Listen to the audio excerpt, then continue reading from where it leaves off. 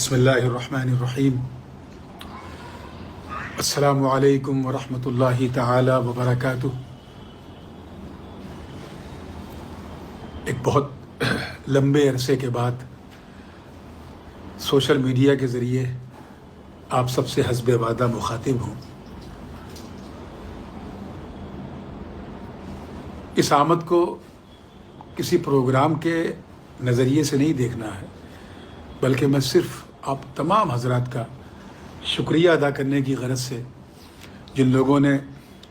اس فقیر کے لیے اپنے مخصوص اوقات میں بہت دعائیں کی، ان تمام لوگوں کا شکریہ ادا کرنے کے لیے حاضر ہوا ہوں۔ اپنے تمام محبوبین کا،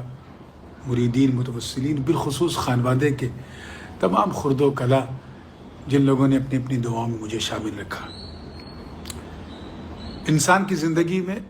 مختلف قسم کے انقلابات تو آتے رہتے ہیں، اور اس کی زندگی بھی کہیں نہ کہیں خوشی اور غم، ان دونوں کے محور پہ اس کی زندگی گردش کرتی ہے۔ کبھی خوشی ہوتی ہے، کبھی غم ہوتا ہے۔ کبھی اس کی زندگی میں ایک ایسا انقلاب آتا ہے جو اسے فرحت و سرور عطا کرتا ہے، اور کبھی ایسا انقلاب آتا ہے جو اس کی زندگی کو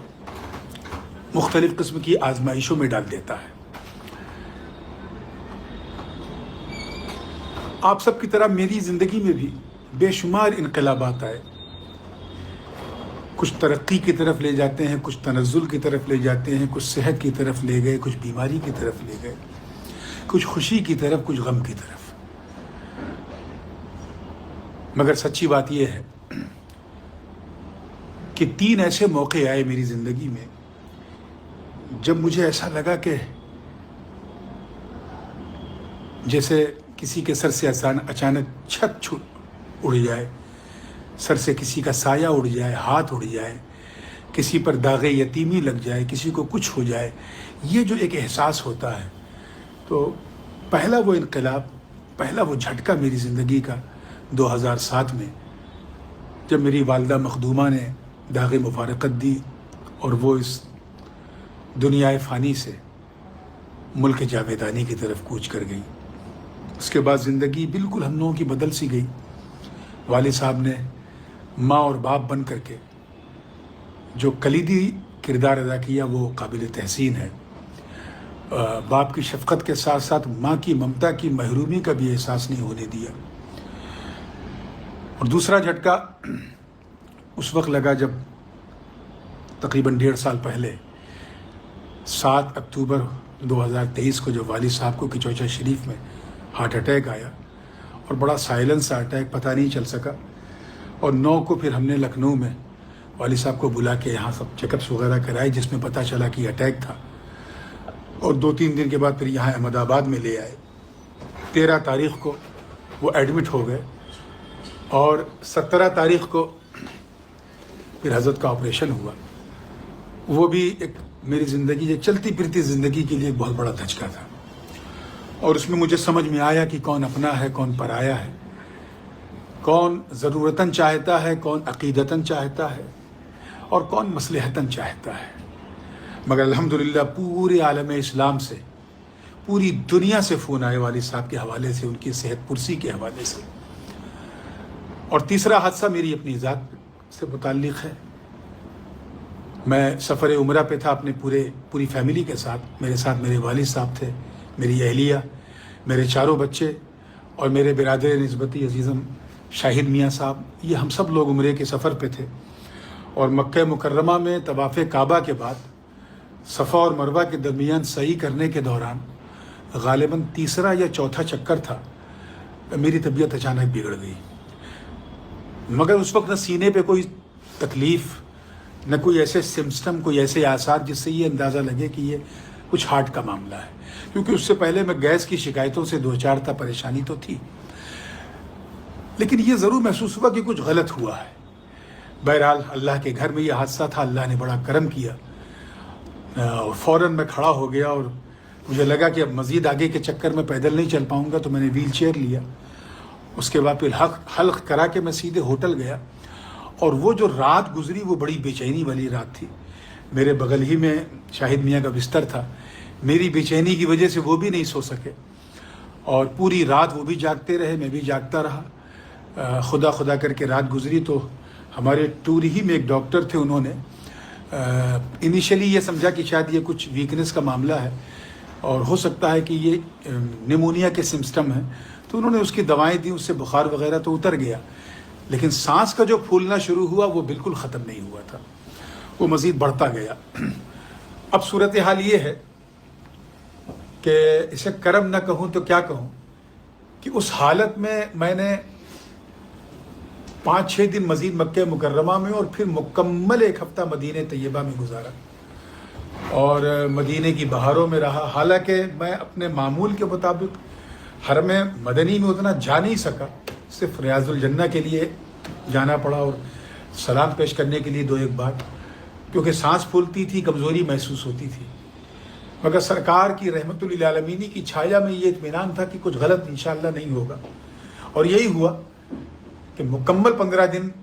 گزارنے کے بعد میں اپنی پوری فیملی کے ساتھ لکھنؤ پہنچا، اور یہاں بھی جب ہم نے اپنے فیملی ڈاکٹر کو دکھایا تو یہ نہیں پتہ چل سکا کہ یہ کیا معاملہ ہے، اور علاج دوسرے رخ پہ ہوتا رہا۔ جب 10-12 دن اسی کیفیت میں گزر گیا تو پھر ایک ہمارے بہت ہی مخلص، بہت ہی محب اور میرے والد صاحب کے بڑے عزیز مرید جناب فیصل موتی والا اشرفی، اللہ تعالیٰ انہیں سلامت رکھے، ان کو تھوڑا سا شبہ ہوا، شک ہوا کہ کچھ تو گڑبڑ ہے، حضرت کا علاج کیوں نہیں ہو پا رہا ہے۔ تو انہوں نے کہا حضرت اگر آپ مناسب سمجھے تو اپنی رپورٹس مجھے بھیج دیں۔ میں نے وہ ساری رپورٹس ان کو بذریعہ واٹس ایپ بھیجا، اور انہوں نے سورت میں ایک اچھے کارڈیولوجسٹ جو ان کے فیملی ڈاکٹر تھے ان کو دکھایا، اور اس نے دیکھتے ہی کہا کہ یہ علاج غلط رخ پہ ہو رہا ہے، اور ان کے لنگس میں جو پانی آیا ہے وہ پانی نہیں ہے بلکہ بلیڈنگ ہے، اور اس کا ریلیشن کہیں نہ کہیں ہارٹ سے ہے، تو آپ پیشنٹ کو بلائیے۔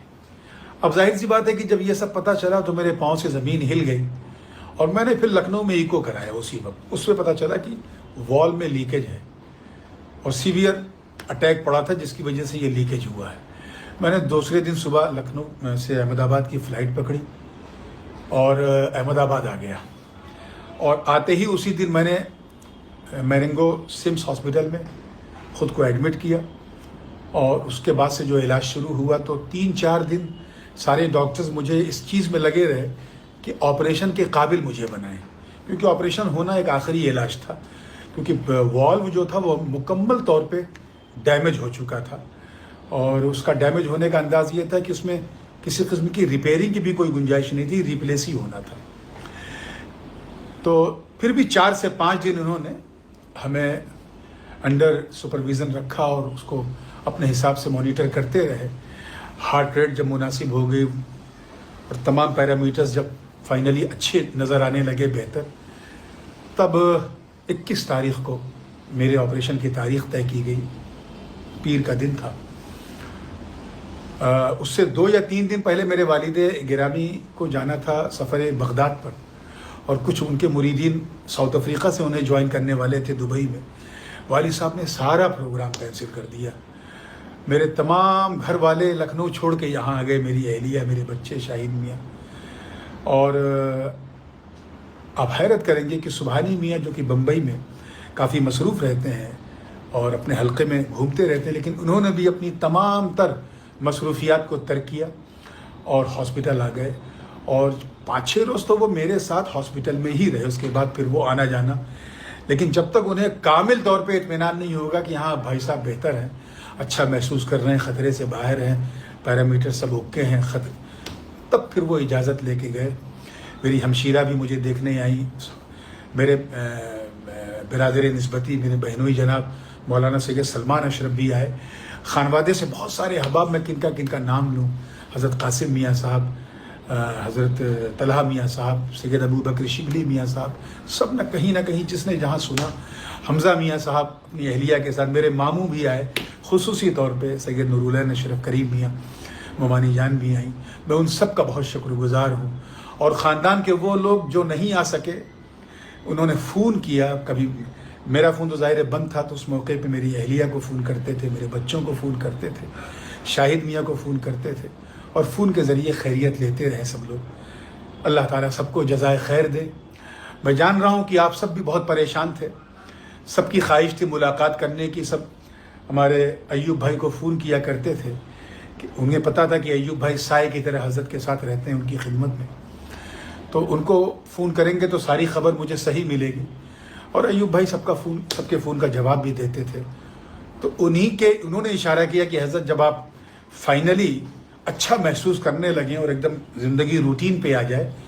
تو ایک مرتبہ لائیو آ کر کے جو آپ کے عقیدت مند لوگ ہیں، چاہنے والے لوگ ہیں، آپ کے مریدین ہیں، متوسلین ہیں، فالوورز ہیں، فینس ہیں، وہ سب آپ کو لائیو دیکھنا چاہتے ہیں تو آپ فیس بک پہ لائیو آ جائیے۔ تو آج میں آپ لوگوں کے لیے لائیو آیا ہوں اور میں دیکھ رہا ہوں سب کے کمنٹس آ رہے ہیں، میں پڑھ بھی نہیں پا رہا ہوں کیونکہ اتنی رفتار سے آ رہے ہیں۔ بہت سے لوگوں نے سلام پیش کیا۔ میں آپ سب سے ملتجی ہو کے یہی عرض کروں گا، اس فقیر کے لیے خاص دعا کریں، اپنی دعاؤں میں شامل رکھیں، اپنے مخصوص اوقات میں دعا کریں۔ الحمدللہ 1 مہینہ 6 دن ہو گیا آپریشن کو، اور ابھی کل جب میں گیا روٹین چیک اپ کے لیے تو ایک دم ہر چیز پرفیکٹ تھی آپ لوگوں کی دعاؤں سے۔ اور ڈاکٹر نے یہ کہا، ڈاکٹر سے میں نے پوچھا کہ میں تقریر کب سے شروع کر سکتا ہوں، تو اس نے تو کہا کہ آپ کل سے شروع کر سکتے ہیں، لیکن تھوڑا سا ابھی کیونکہ آپریشن کا جو سائیڈ ایفیکٹ ہوتا ہے پسلیوں پہ، اس پریشر کو میں فیل کر رہا ہوں، درد کو، تو میں نے بھی سوچا کہ چلیے 1 مہینہ میں اور مزید ریسٹ کر لوں۔ اگلے مہینے سے میرا، کیونکہ اب برسات کا موسم شروع ہو رہا ہے، تو میرا فورن ٹور شروع ہو جائے گا۔ کچھ افریقن کنٹریز ہیں، اس کے بعد پھر یورپ ہے، ساؤتھ امریکہ ہے، اور یہ سب کر کے انشاءاللہ تعالیٰ میں سپتمبر کے اینڈ تک فری ہو جاؤں گا۔ پھر اکتوبر میں انشاءاللہ تعالیٰ بغداد شریف کا ارادہ ہے، اس کے لیے دعا کیجیے گا کہ اللہ پاک اپنے محبوب پیران پیر دستگیر کی بارگاہ میں خیر و عافیت سے مجھے بلا لیں۔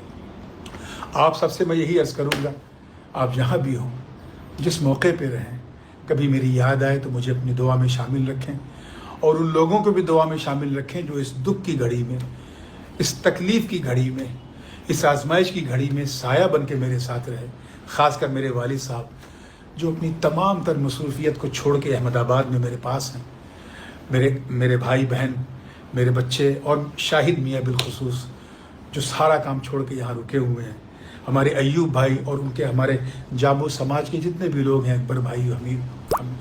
ہمارے حبیب بھائی، ہمارے احمد بھائی، عرفان بھائی، ہمارے شاہ رخ خان، جنید، جن لوگوں نے بھی مجھے وقت دیا اس موقع پہ، میں سب کا شکر گزار ہوں، اور صمیم قلب سے سب کے لیے دعا گو ہوں۔ مولا کریم آپ سب کو اپنے حفظ و امان میں رکھے، آپ کے اہل خانہ کو اپنے حفظ و امان میں رکھے، شاد رکھے، آباد رکھے، خوش رکھے۔ اس فقیر کو دعا میں یاد رکھیے گا۔ السلام علیکم ورحمۃ اللہ تعالی وبرکاتہ۔